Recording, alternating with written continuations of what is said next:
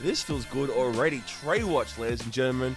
We're back. We're back for this off season. We're back for this regular season. We're back for the playoffs. If you haven't seen us, like and subscribe.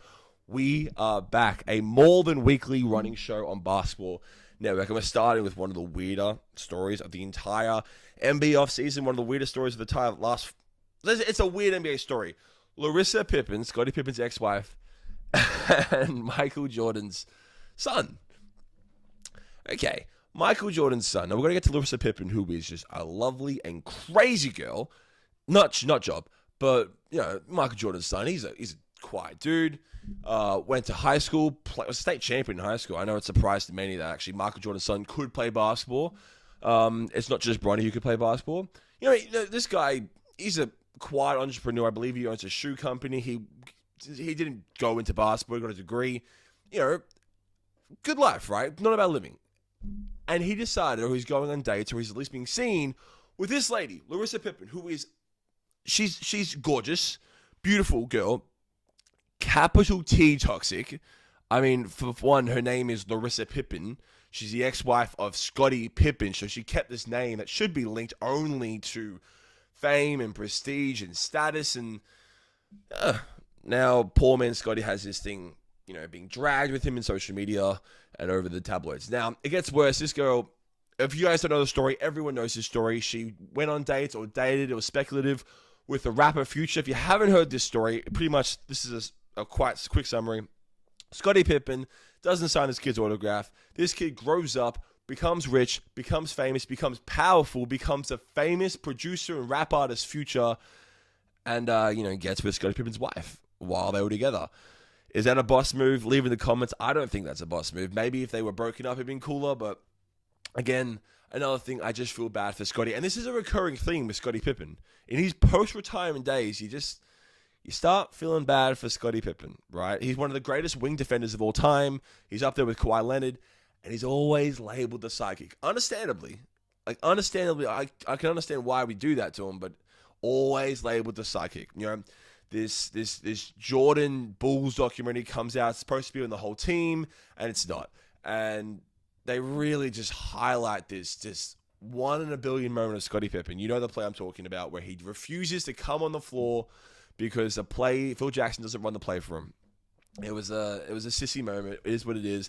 And then, you know, he wasn't perfect. There was also the stuff with him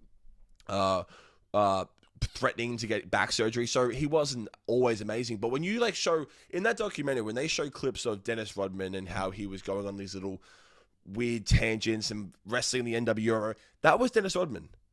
The Bulls documentary didn't represent Scottie Pippen correctly. I mean, that was his worst moment of all time, and by all accounts, he was an excellent teammate. That was a 0.0001% of him. You know, it's a 1 in a billion moment. There is a good argument you can make that Scottie Pippen was a better teammate than Michael Jordan. It was a very, very, very good argument. Michael Jordan was the enforcer. Jordan was the tough guy. Scottie Pippen, instead, was the bridge in the locker room. So it's even funny. Even their personalities complemented each other. And this documentary comes out, and it's seen by every impressionable young brain in the NBA community, and it just pictures Scottie Pippen in not the best light. And now with all this reputation and stuff, he's cursed by this crazy ex-wife who probably loves media attention and who knows the only way to really get that is to, you know, target people related to Scottie, that people that Scottie Pippen is connected to. And this time it's Michael Jordan's son. But before we go into that, we're starting something new. Here is the best article of the week. It comes from, where does it come from? Basketball Network. Where else would it come from? Yours truly, MJ, once topped a Sesame Street survey, bested Al Gore and Chelsea Clinton. In 1993, this is really cool. Sesame Street, they polled to determine who is the most effective ambassador for recycling among kids. They polled who is the guy? Who's our role model? The popular children's TV program, they interviewed kids from 8 to 12. Over a third of them voted for MJ. So even in this ambassador role, he's the GOAT. And the Bulls legend, the best model to teach kids how to recycle. I think it's a really cool. MJ, he was as one of the graphics here, he was ahead of Save the Bell Elizabeth Berkley, who placed with 22%.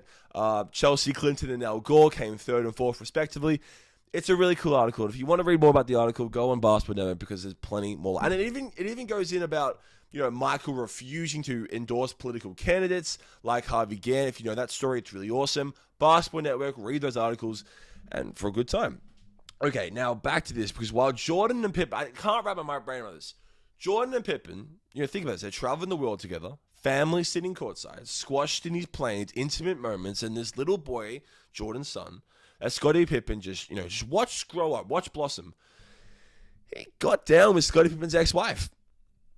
I mean, this is good for Marcus. He's not taking any L's from this story. I mean, go you. But, it's just a weird story to come back to. And, guys, we are back. Trey Watch is back. We're going to be uploading videos every single week, 3 to 4 videos a week. Feels good. I'm ready for this. Let's go, guys. Like and subscribe.